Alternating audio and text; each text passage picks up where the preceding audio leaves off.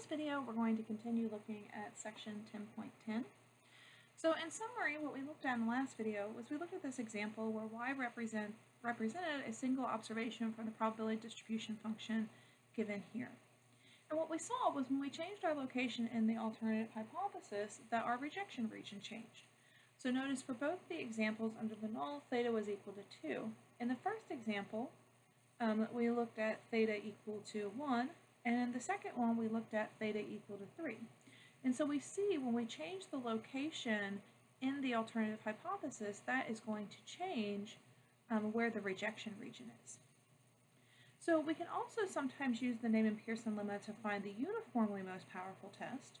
So in other words, what we mean by uniformly is no matter where we are in the alternative, it is still the most powerful test. And so here's some facts here that we're not going to prove.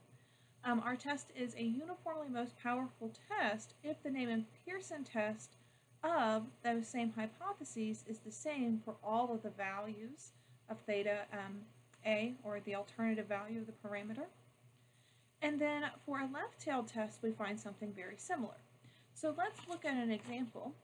This one we're going to work with a normal distribution. So suppose that y1 through yn are IID, normal mu sigma squared, and we're going to assume that sigma squared is known for this example. We're going to find the uniformly most powerful test for testing a right-tailed test. All right. So what we're going to do here is we're going to consider any value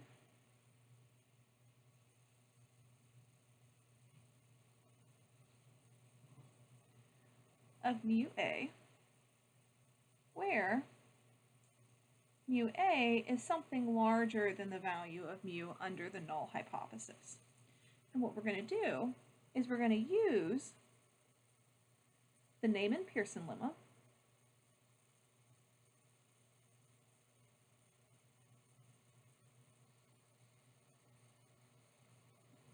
to find that most powerful test.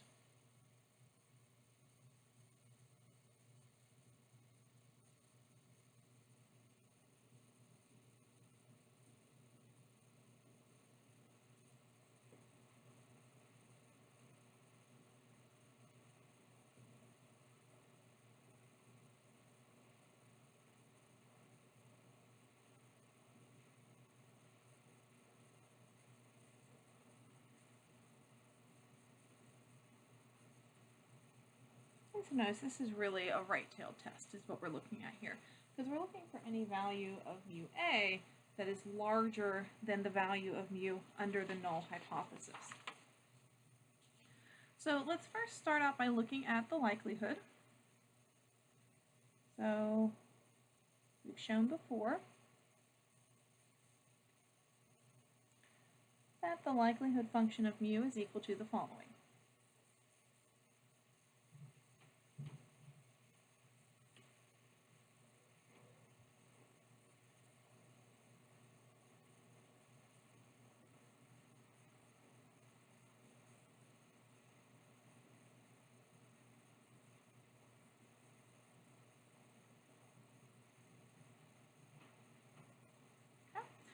So now what we're going to do is we're going to look at the ratio of the likelihood function evaluated under the null and under the alternative.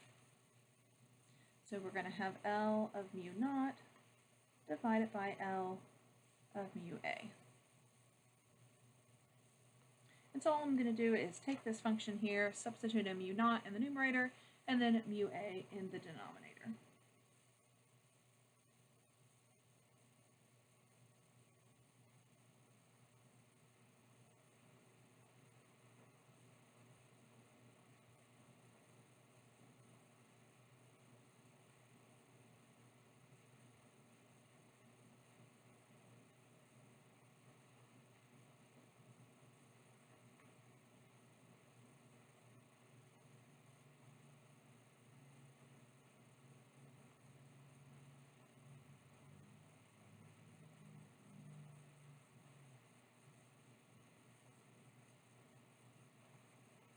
Looking at this, notice that these are going to cancel. And then in the numerator and the denominator, I have e to the power of something. So using properties of our exponents here, what we can do is the following. So notice this is going to be equal to e to the negative 1 over 2 sigma squared times the sum I equals 1 to n yi minus mu naught squared minus 1 over 2 sigma squared, and that has a negative sign on it because it's going to be minus the negative that we have here times the sum I equals 1 to n yi minus ua squared. And then notice, I don't run out of space here down below, this is equal to e to the negative 1 over 2 sigma squared. And notice that term is multiplied on both of these times the sum I equals 1 to n yi minus mu naught squared. And since I've pulled the negative out, this is going to be a negative again. So we've got the sum I equals 1 to n yi minus ua squared. Okay, so we can now use this to help us find our rejection region.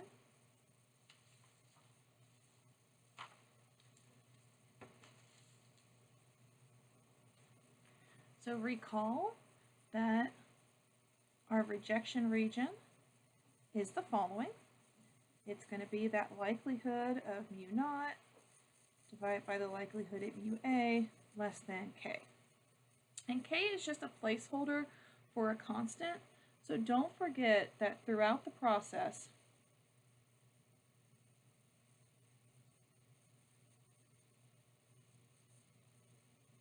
everything on the right side is a constant.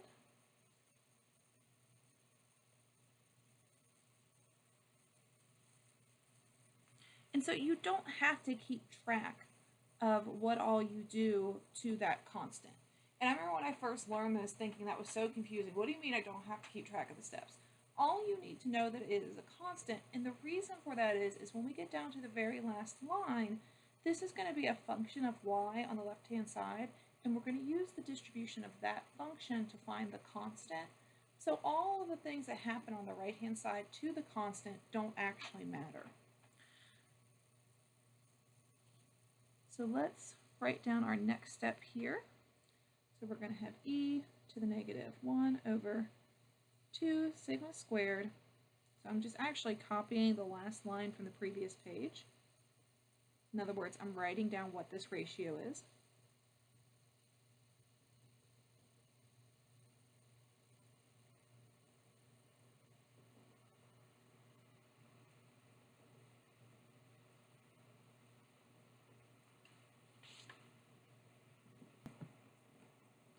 Right, so next our goal is we're going to set this less than k. So in other words, we're just setting this up.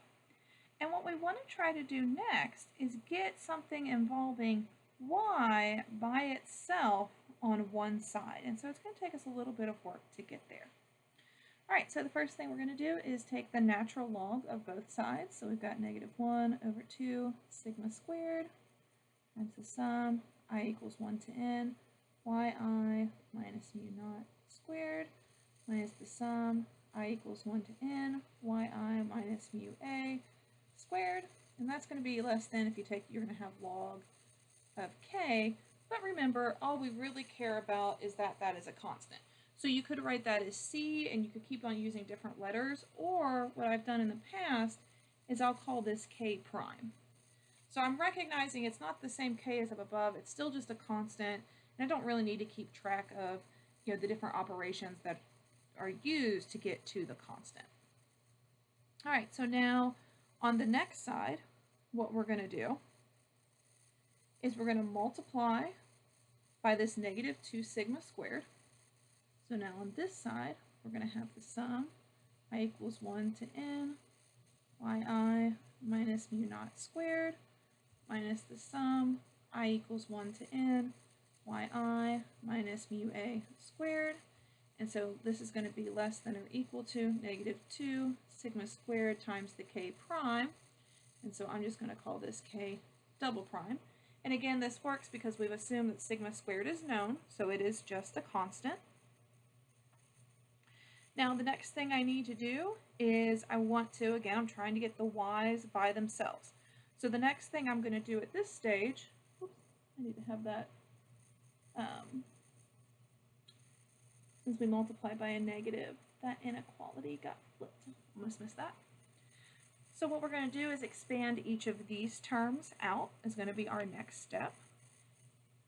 So I'm going to have the sum, I equals 1 to n, yi squared minus 2 times mu naught times the sum I equals 1 to n yi plus n mu naught squared minus the sum I equals 1 to n yi squared plus 2 mu a times the sum I equals 1 to n yi minus n mu a squared greater than k double prime. Alright, so looking at this, we've got some cancellation. This term and this term are going to cancel out. And so notice here we've got two terms involving yi. So this is going to give me 2 times mu a minus mu naught times the sum I equals 1 to n yi, and that's going to be greater than k double prime minus n mu naught squared plus n mu a squared, and we could just set that equal to k triple prime, because again, this is just a constant and we're not worried about the fact that it's a constant, so we can group that all together. We don't need to keep track of those operations. And then further, since this is a right-tailed test, we know that mu a is going to be strictly greater than mu naught. So therefore, we know that mu a minus mu naught is strictly greater than 0. We need to know that because we're going to divide both sides by this term, so knowing that it's strictly greater tells us that we're not going to need to flip the inequality.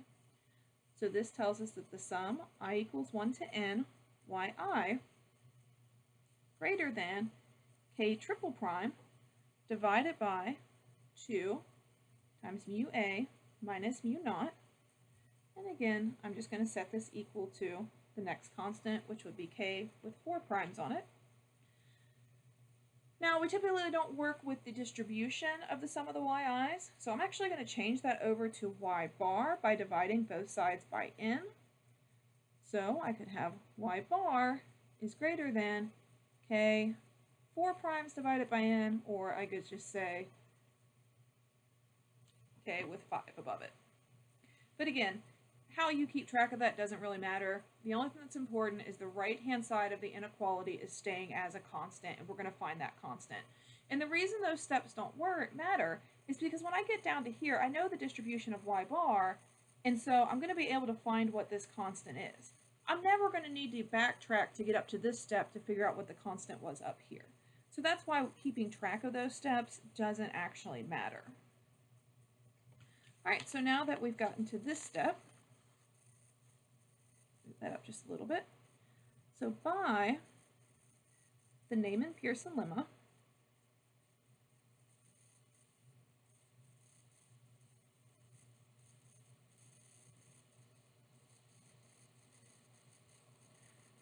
the most powerful test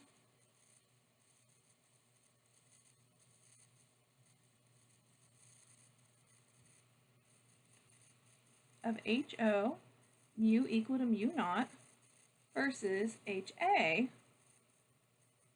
mu equal to mu A, where mu A is strictly greater than mu naught, has the rejection region. My goodness, here. If I can right here, has the rejection region y bar greater than a constant k, where this k is determined by alpha.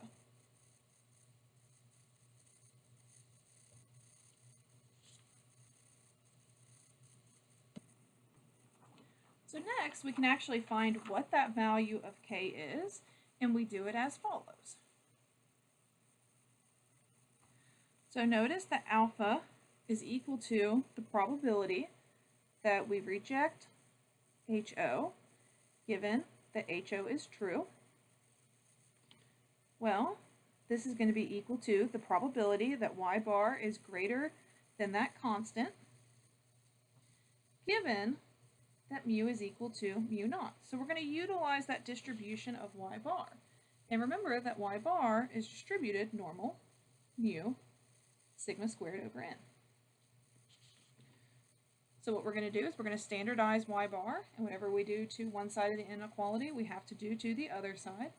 So this is going to be equal to the probability that y bar minus mu naught divided by sigma divided by the square root of n is less than our constant minus mu naught divided by sigma over the square root of n.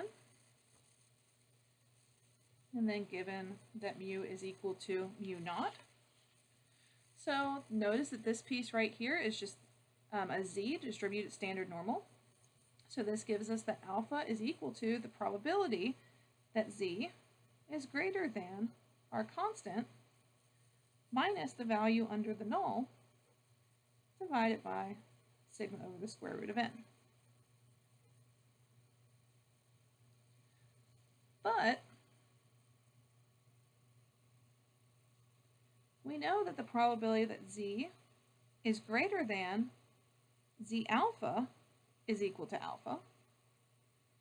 So what that tells us is that z alpha must be equal to our constant minus mu naught over sigma times the square root of n. And then solving for our constant, this tells us that our constant is equal to mu naught plus z alpha sigma over the square root of n. So therefore, by the Neyman-Pearson lemma,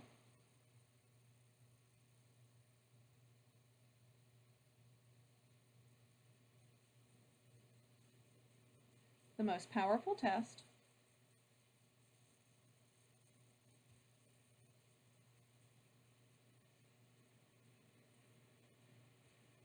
of, under the null, mu is equal to mu naught versus under the alternative, mu is equal to mu a, where mu a is greater than mu naught, has the rejection region y bar greater than mu naught plus z alpha sigma divided by the square root of n, which is equivalent to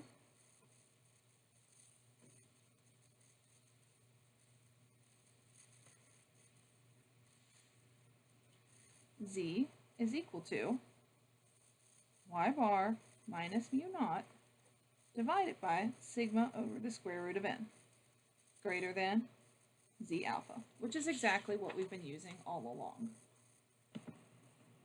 All right, if we look at the next example, you'll notice that this is exactly the same as the one we just looked at, but it is a left-tailed test. So I would like you all to try this one on your own.